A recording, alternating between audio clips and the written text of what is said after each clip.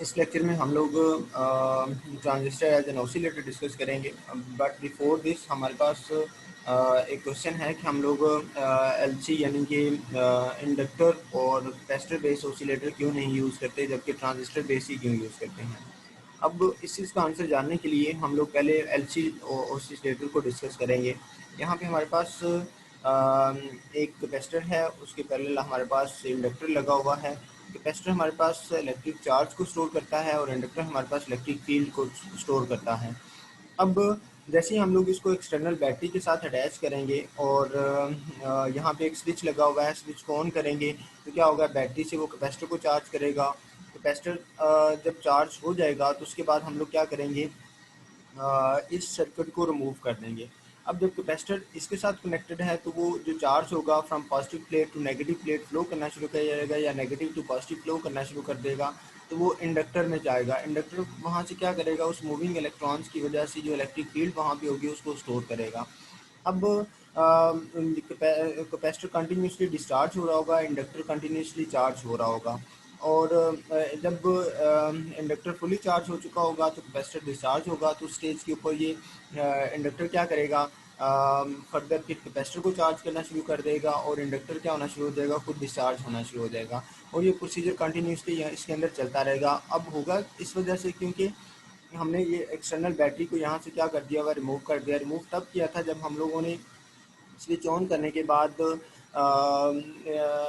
Capacitor को fully charge कर लिया था। वंस चार्ज हो गया था तो उस वक्त हमने इसे बैटरी वाले सर्किट को यहाँ से लाइन लगा के शो कर दिया कि ये रिमूव हो गया है। अब उसके बाद कंटिन्यूसली ये प्रोसीजर चलता रहेगा, यानी कि इलेक्ट्रॉन कभी कैपेसिटर को चार्ज कर रहे होंगे, कभी उनकी जो इलेक्ट्रिक फील्ड होगी वो इंडक्टर को चार्ज कर रही होगी।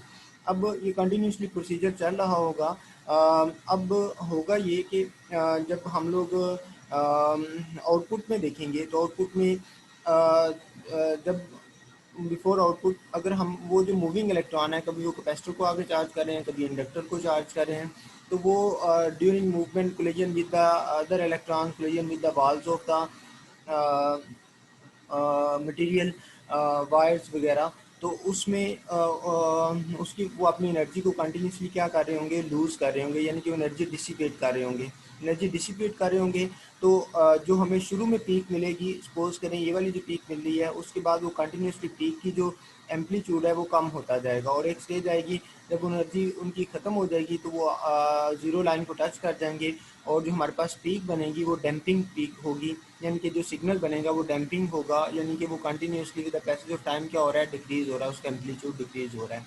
अब हम लोगों को जबकि जो ओसिलेटर के ज़रिए हम लोगों ने इलेक्ट्रोमैग्नेटिक वेव्स को क्या करना है, ट्रांसमिट करना है स्पीकर की मदद से। हम लोग चाहते हैं कि उनकी जो वेव बने वो हमारे पास अनडैम्ड हो, यानी कि इस तरह की फॉर्म, यानी कि जो जितनी पीक फर्स्ट की वैल्यू है उतनी सेकंड की हो, उतनी ही थर्ड की हो। तो यानी कि थ्रू तमाम पीक्स का जो एम्पलीट्यूड है वो क्या रहे, सेम रहे। लेकिन अब इस चीज़ को हैंडल करने के लिए हम लोग क्या कर सकते हैं कि जैसे ही वो जो पीक है वो कम होना शुरू होगी है तो यहाँ पे आके दोबारा से बैटरी ज्वाइन हो जाए और उसको वो क्या करे, मैक्सिमम वैल्यू तक लेके जाए। And same case negative side के ऊपर भी, नेगेटिव साइड के ऊपर भी बैटरी ज्वाइन हो जाए। अब उसके बाद जब वो मैक्सिमम के ऊपर जाए तो उस वक्त बैटरी को क्या होना चाहिए, हो जाना चाहिए, कट ऑफ हो जाना चाहिए, क्योंकि वो कैपेसिटर चार्ज हो चुका हुआ है। तो आफ्टर चार्जिंग उसने इंडक्टर को क्या करना है, चार्ज करना है। अब इस प्रोसीजर में देखें, जब वो मैक्सिमम के ऊपर जाएगा तो बैटरी को क्या होना चाहिए, कट ऑफ होना चाहिए। फिर उसके बाद नेगेटिव साइड के ऊपर उसको बैटरी को कट ऑफ हो जाना चाहिए और दोबारा जहाँ पे वो कम हो रहा होगा दोबारा से फिर बैटरी को साथ ज्वाइन होके स्विच ऑन होके उसको क्या करना चाहिए, उसको इन्हांस करना चाहिए। अब हमारे पास कोई भी ऐसा सर्किट नहीं है जो क्या कर सके इस मिली सेकेंड्स के अंदर, even less than micro seconds के अंदर भी इस बैटरी की स्विचिंग को कंट्रोल कर सके। सो ड्यू टू दिस हम लोग एलसी ओसिलेटर के अंदर अनडैम्प्ड सिग्नल हासिल नहीं कर सकते, हमारे पास हमेशा डैम्पिंग सिग्नल ही आता है। सो इस चीज़ से अवॉइड करने के लिए हम लोग क्या करते हैं, एलसी ओसिलेटर सर्किट को कंसिडर नहीं करते, हम लोग ट्रांजिस्टर बेस्ड सर्किट को कंसिडर करते हैं, क्योंकि ट्रांजिस्टर बेस्ड सर्किट में हमें एक तो ये स्विच की मदद से माइक्रो सेकंड्स के अंदर खुद से ये कंट्रोल नहीं करना पड़ेगा, वो हम लोग ट्रांजिस्टर का जो कंस्ट्रक्शन है उसकी मदद से ही हम लोग इस चीज़ को कंट्रोल कर सकते हैं। अब अगर आप लोगों को थोड़ी समझ आ गई हो कि एलसी ओसिलेटर सर्किट क्या करता है, वो हमें डैम्प्ड सिग्नल देता है जबकि हमें अनडैम्प्ड सिग्नल चाहिए। डैम्प्ड सिग्नल देता है जबकि हमें कौन सा चाहिए, अनडैम्प्ड सिग्नल चाहिए। डैम्प क्यों देता है, क्योंकि वंस जब कैपेसिटर चार्ज हो जाता है तो वो जो इंडक्टर और कैपेसिटर के दरमियान इलेक्ट्रॉन्स की मूवमेंट की वजह से जो वो एनर्जी डिसिपेट करते हैं इलेक्ट्रॉन्स, उसकी वजह से हमारी पीक कंटिन्यूसली क्या होना शुरू हो जाती है, रिड्यूस होना शुरू हो जाती है। अब पीक रिड्यूस होगी तो वो डैम्प सिग्नल होगा जो कि हमारा रिक्वायर्ड नहीं होगा, हमें अनडैम्प चाहिए होगा। अब इसी सर्किट में अगर हमें इस डैम्पिंग को ख़त्म करना है तो हमारे पास एक ऐसा यहाँ पे स्विच होना चाहिए जो माइक्रो सेकंड्स के अंदर अपने फेज़ को शिफ्ट करे, कभी ऑन हो रहा हो कभी ऑफ हो रहा हो। हमारे पास कोई भी ऐसी डिवाइस अवेलेबल नहीं है जो क्या करे, माइक्रो सेकंड्स के अंदर इस चीज़ को कंट्रोल करे। सो उस चीज़ के लिए हम लोग क्या करते हैं, ट्रांजिस्टर बेस्ड सर्किट को प्रेफर करते हैं। So coming towards next circuit जो हमारे पास ट्रांजिस्टर बेस्ड है। ओसिलेटर बेसिकली क्या करता है, वो करंट वोल्टेज और इलेक्ट्रिक फील्ड को ओसिलेट करता है ताकि हम लोग क्या कर सकें, इलेक्ट्रोमैग्नेटिक वेव्स को प्रोड्यूस कर सकें जो कि एक पॉइंट से दूसरे पॉइंट के ऊपर ट्रांसमिट हो सकें। अब जो ओसिलेटर का सर्किट है वो बेसिकली एम्पलीफाई के सर्किट को यूज़ करता है। अब वो किस तरह से देखें, हम लोग इनपुट दे रहे हैं, जो एम्पलीफाई हो रहा होगा, एम्पलीफाई उसको क्या करेगा, अपनी इनपुट देंगे, एम्पलीफाई सिग्नल उसको क्या करेगा, जैसी वेव फॉर्म होगी उसको वैसी ही वेव फॉर्म रहने देगा, लेकिन उसका एम्पलीट्यूड क्या करेगा, इंक्रीज़ कर देगा। एम्पलीट्यूड इंक्रीज़ करेगा, वो किस तरह से करेगा, वो हम लोग नीचे वाली सर्किट को डिटेल से डिस्कस करेंगे तो वहाँ पे एक्सप्लेन हो जाएगा।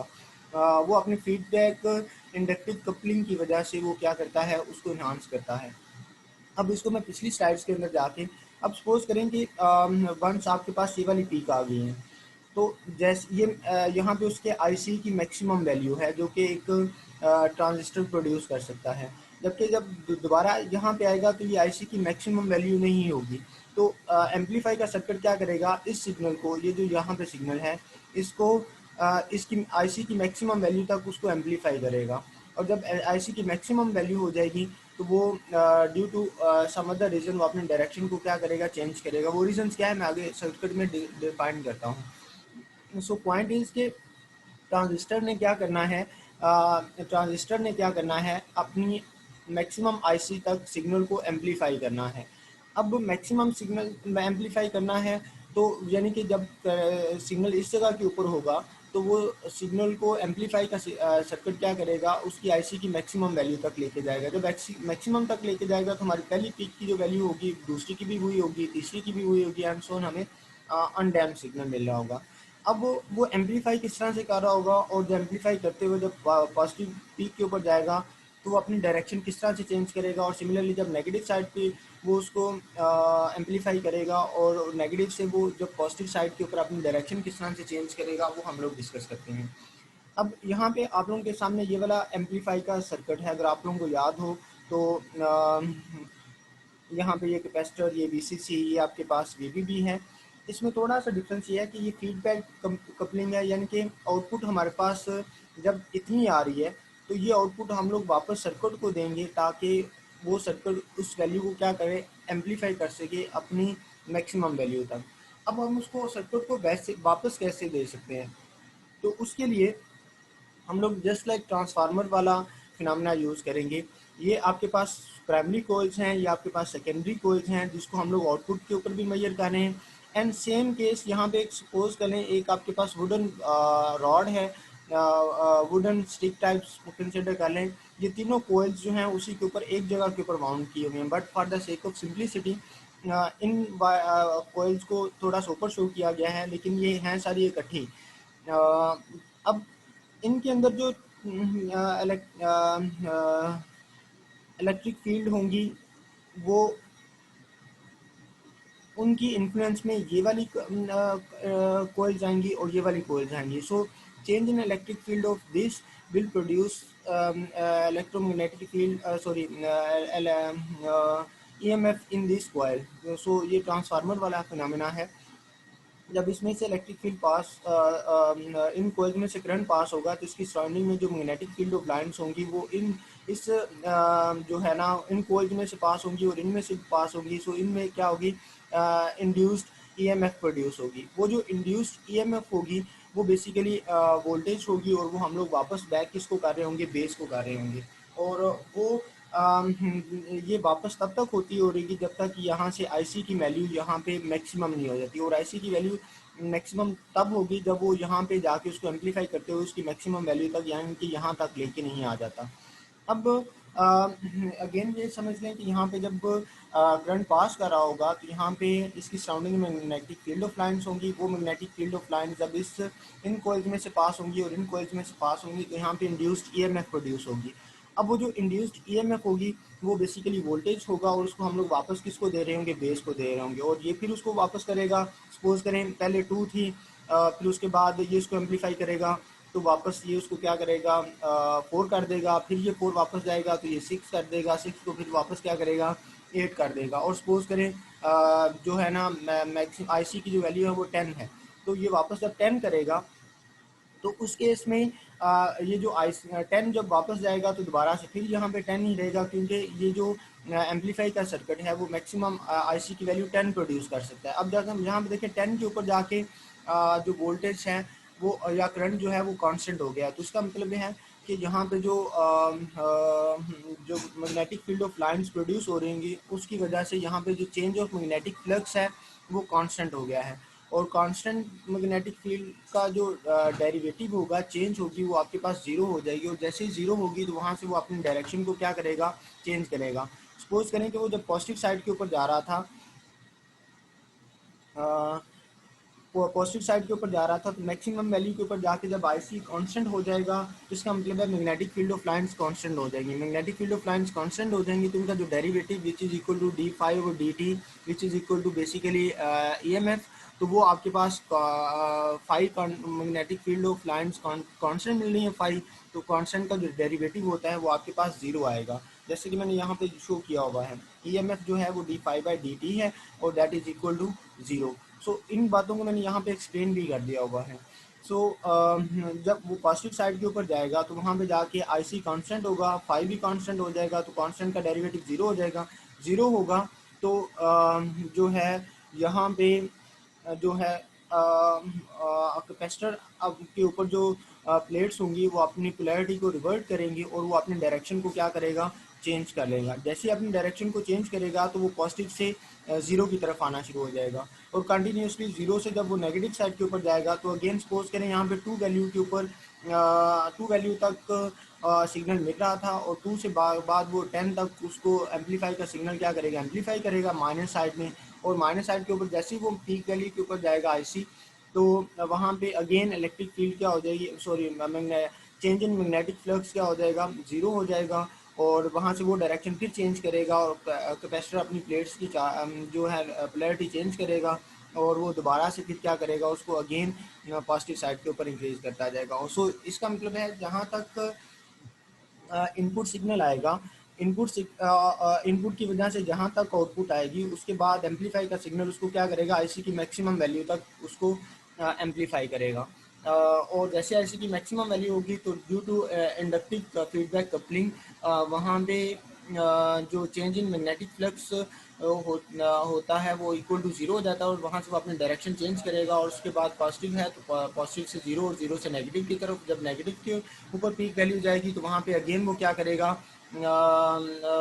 मैग्नेटिक फ्लक्स को चेंज इन मैग्नेटिक फ्लक्स जो होगा वो आपके पास जीरो हो जाएगा। और सो अगेन वो अपनी डायरेक्शन क्या करेगा, चेंज करेगा और कंटिन्यूसली वो क्या करता रहेगा, उसको पीक वैल्यू तक पहले एम्पलीफाई करेगा और पीक वैल्यू तक वो जाके चेंज इन मैग्नेटिक फ्लक्स का कांस्टेंट होने की वजह से ज़ीरो हो जाएगा। सो इस वजह से वो कंटिन्यूसली अपनी डायरेक्शन को भी रिवर्ट करता रहेगा। सो इस तरह से वो अपने सिग्नल को जो हमारा रिक्वायर्ड अनडैम्प्ड सिग्नल है वो आउटपुट में शो होना शुरू हो जाएगा। सो होपफुली आप लोगों को ये बात समझ आ गई होगी। अगर कोई मसला हो तो देखिए यहाँ पे मैंने सारी चीज़ें लिख भी दी हुई हैं, अगर आप इनको डिस्कस कर लेंगे, समझ पढ़ लेंगे तो आप लोगों को समझ भी आ जाएगी। सो होपफुली आप लोगों को अगर कोई मसला हो तो आप डिस्कस कर सकते हैं।